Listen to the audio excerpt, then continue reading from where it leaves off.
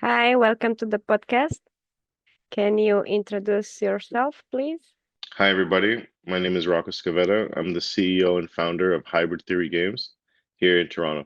What is Gear Slayer TGG? So, Gear Slayer TCG is an anime styled free to play digital card game that we're launching on Steam. And in the future, we'll be rolling it out on mobile as well. On mobile? Why did you choose to make a game and why a card game? I don't come from a gaming background, I come from an industrial engineering and technology background. Hmm. So, I kind of steer the company in that direction. But the vision, the world building, the characters, the mechanics, all the kind of creative components they come from me essentially. I've been building that over the past couple of years.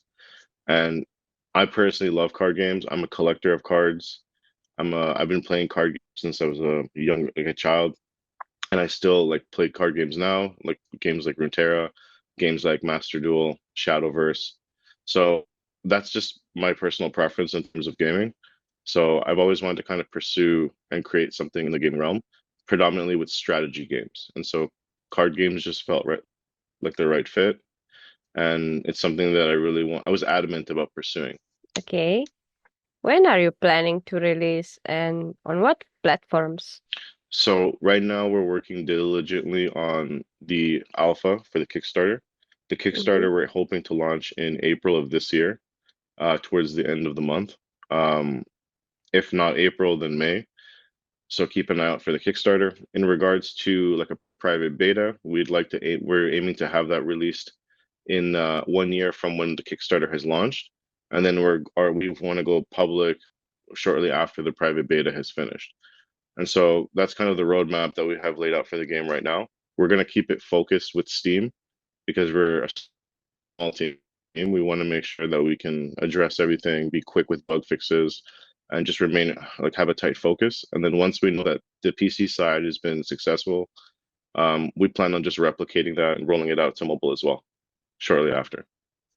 There will be a playtesting. Yeah, we intend on having a play test. So we're actually talking to a few streamers, a few YouTube creators.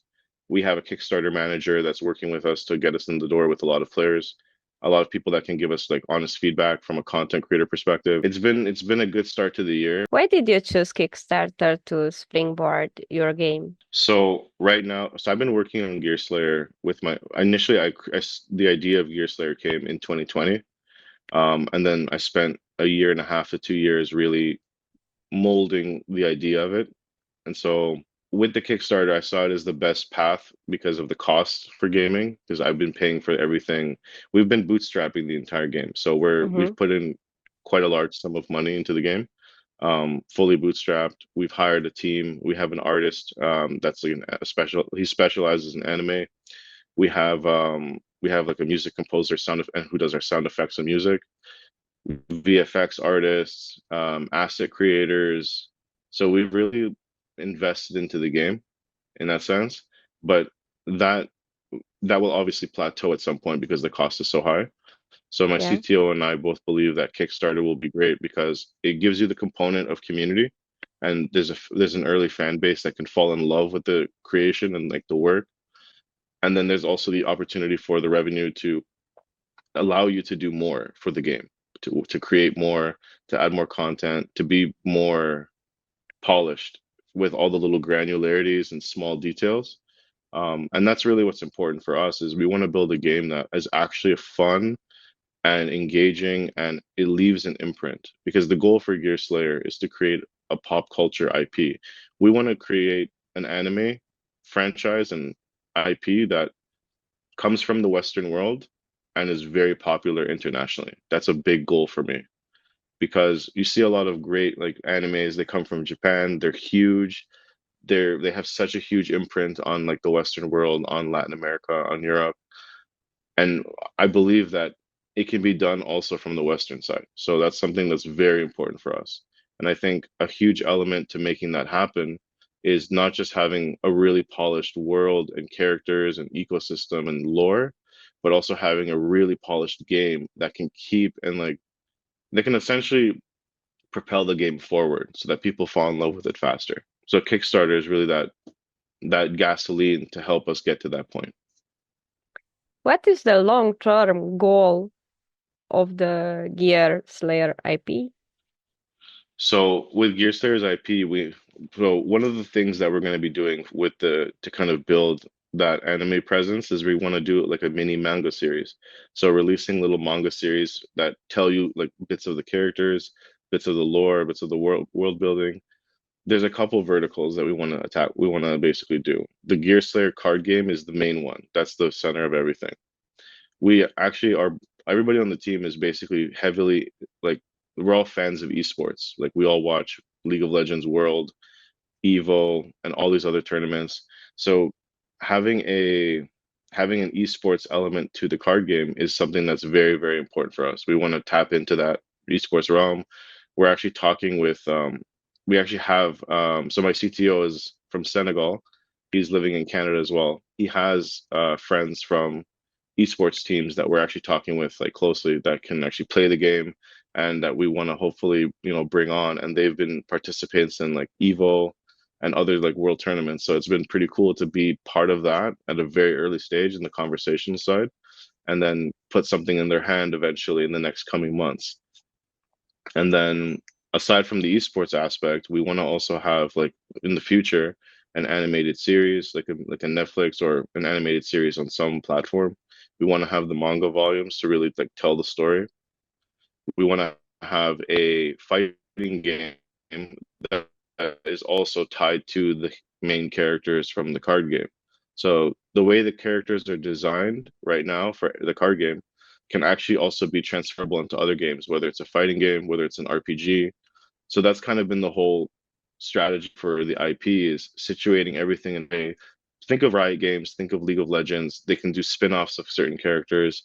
We're just trying to position the same way. We're trying to be like the next Riot Games. That's the long-term goal at the end of the day. How big a role does the community play in your game and its growth? Community is everything. That's the number one thing. I think community is every single, it's what gives the game life. That's why we want to make sure that the game is really fun, because if the game feels very, the issue now is a lot of games feel very pay to play and they feel very money hungry, and Mhm. it sucks a lot of the inherent fun out of the game. You play it, you enjoy it for a short period of, but after a while it tapers off. And I think that's it's a problem because it's a trend with a lot of gaming studios now where they it's the money first. When you make a game inherently fun, the money is a byproduct of that. It comes naturally. So I think looking at it from the other side, we're hopeful that the community will be such a driving factor in it that, there's going to be a huge fan base. The community will fall in love with the characters, fall in love with the work, fall in love with the game, and there'll be that natural word of mouth. There'll be that natural sharing of the game, and that's kind of why we feel community is everything, because it breathes life into the game essentially, big or small, whether it's an indie game or League of Legends. The principle remains the same at the end of the day. What stage is the game currently in? We're in the alpha stage. So right now, just to kind of give everybody who's listening like a snippet of what we're doing. So we've built out a lot of the cards and the core expansion. So the core expansion is called Project Origins. It has three main sets that are going to be in it. There's an assassin set. There is the humanoid like cyborg set, and then there's just basically like machines, like robots and like other things. The game is a sci-fi fantasy game. So kind of the core three are going to be in the alpha. We're plugging the UI right now. So we've done a lot of the back and forth, like polishing the actual mats, the card borders, the card designs. We have a design for the card in hand, one for the card on the field. So we're really like going meticulously through each component on the UI, and we're just plugging that in right now. Once we've plugged that in, we actually want to start rolling out video content on Twitter, or sorry, X, my apologies, and then on like Instagram, our Discord, and then really like push a lot of it on socials, and then also on the Kickstarter as well, because we're doing a pre-launch for the Kickstarter. And then from that point, we're aiming to basically integrate so we're also doing voice acting, which is really cool. It's something that I've never touched in my life, and I love it so much. So breathe, like we're dealing with like a couple like up and coming voice actors, which is really cool because we get to give them that platform to really kind of show themselves, and it's like they're really good actually at the same time. So we're having them do the voice acting, um, and they're breathing life into a lot of the hero cards, which is like it's just really cool. And then on top of that, we're doing the music, tying the music into the actual. So it's very chaotic. There's a lot to do for sure, but it'll pay off. It'll be worth it. What is the worst part and the best part of developing Gear Slayer?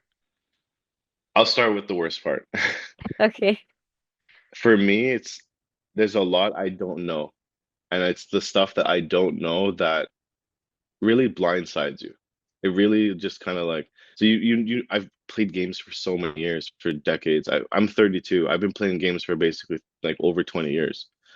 And like since I was like 6 or 7, like with Super Nintendo, as long as I can remember. And I've never looked at gaming with this type of lens. Now, when I look at games, I'm analyzing, oh, look at this UI, look at this animation, look at how they did this. Oh, this mechanic, look at how it plays into this. Look how they, combine these elements. I look at gaming differently now. And it's because of this, because of me building the game. But the real trick, that the part that's been tricky, excuse me, has been you think you know a path for building something, but there's like 10 other elements you're not aware of. So you like automatically kind of get blindsided by that. So it's been a lot of learning, like forcefully learning, because I own a software company. So there are parallels to the two, but they're very different still at the same time. It's like tech is very different than gaming.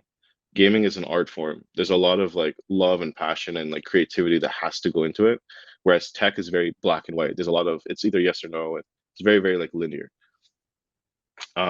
So that's kind of the worst part I find. It's just that what you don't know might kill you kind of thing. The best part of it though is I get to breathe life into essentially my childhood dream. I get to create something that I've been thinking about for years and something that it just feels so natural when I think about it and when I put it together. And then sharing that with my team and my team also breathing life into it with their own. So the best part about it is like my team has also been giving their ideas and helping in the world building and helping in the characters and picking the voice acting lines with me. We do everything very collaboratively, so my artist will also help pick the voice lines, or my CTO, who's like he's worked with like Ubisoft games in the past. He'll help like with the music as well because he's never done music. He's never been a part of that part of the workflow. So he's UI and game dev, but now he gets to pick the sound effects with me and pick the music, and it's also his childhood dream. So we're really like it just feels like a kind of like a family building a game, and I think that's like it's priceless for me. I wouldn't trade that for anything. What makes Gear Slayer stand out from other TCGs? So we've looked at every card game that we've ever played, and we've taken inspiration from all the great parts that make it like fun, make it engaging, make it memorable, make it captivating. And then we've also looked at what makes the game feel, what gives the game that friction point that you don't want to play, that you don't enjoy. So that's kind of one thing that we've tried to do is like peel back that onion and just see what makes the most sense. But we've also introduced two new mechanics that no game's ever done. So there's something called the void pile, which is like so the void is a very like integral part of the world of the game. And it's like a shared zone. So you can use your player like enemies cards against them and they can use cards against you. And it's a very like it can be kind of like an ace in the hole if you have like the right resources to use it and leverage it and the right cards are in that zone at the time. And then we also have our conversion mechanic, which we're actually trying to patent right now as well, because it's something that no one's ever done. And it has so our game has elements, and so basically the conversion mechanic allows you to change elements on the fly so that you can be offensive and defensive very, very strategically and very reflexively. So you can throw your opponent off like in a second if you have the right resources, and vice versa. So it's something that no one's really ever done, and we really feel like that's going to be the core fun element of the game is kind of the mind games that come are associated to that. how you build your deck, what resources that you put in to complement that mechanic. So that's kind of going to be like the nexus point of the gameplay. And so those are the two things that we feel are going to be, you know, very like distinct with our game compared to the competition. Okay. How will esports play a factor in Gears layer? So we're going to have a very big focus on competitive. Essentially, when we do our private beta, we want to have our first like private beta tournament, and then when we go Mm-hmm. live in the public, we wanted to have an actual public tournament, so like a world tournament. I want to have world. I want to have a world's tournament for like Gear Slayer. We have factions that people can join, so they can join like factions and they can raise like go up the leaderboards in game, and that's going to be like competitive is going to be a big part of the game, whether it's competitive in ranked or competitive in esports, or even just competitive like in a casual sense where you're doing like I'm part of the fire element, you're part of the earth element, and our factions are just like battling it out. And there's going to be events where like factions can battle out and things like that.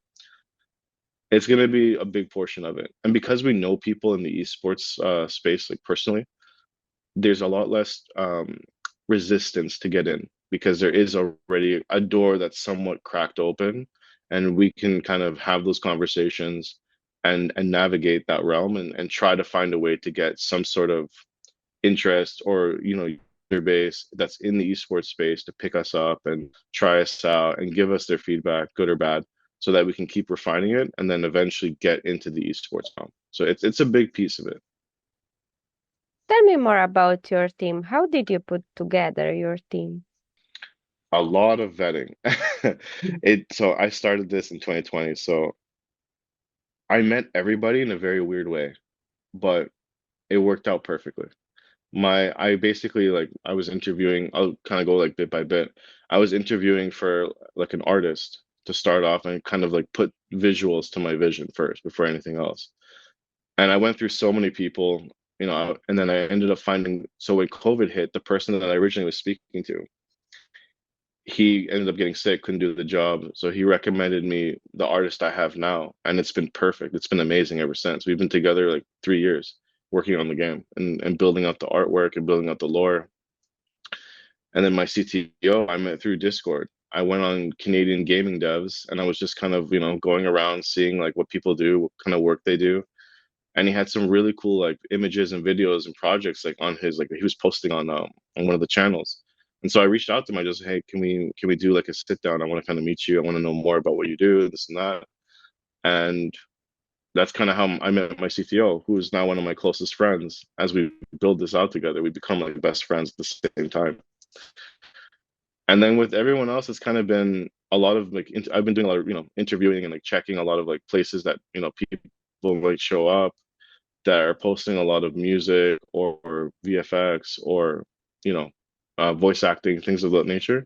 And it's just been a lot of like interviews and a lot of like vetting, making sure that the person gets the vision that we're trying to do, and then also is very passionate about what they do. Passion is the most important thing for me. If you love what you do, you'll always do it well. It doesn't matter what the job is, you'll always find a way to do it well. And that's always been like my thing, is finding the person with the right attitude. And I've been very lucky.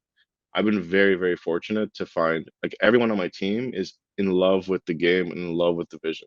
And I'm super grateful for that. And that's hard to find. Do you have a Discord server for your game? We do. It's still very in its infancy. We're just working with a Kickstarter manager now to actually to kind of revamp the Discord and start to bolster things up so we can start getting more community, because I do want to engage more with people that are interested, and we want to actually have like little events and things like that. But it's coming along. It's on its way. It's definitely a work in progress. Well, I'm wishing you a lot of successful with your Kickstarter campaign and your game, and hopefully I will see you next time. Yeah, and I appreciate the time, Indra. Thank you so much for taking the time to meet with me. I'm happy I was able to kind of share a little bit about the game and about the vision and what we do. Thank you.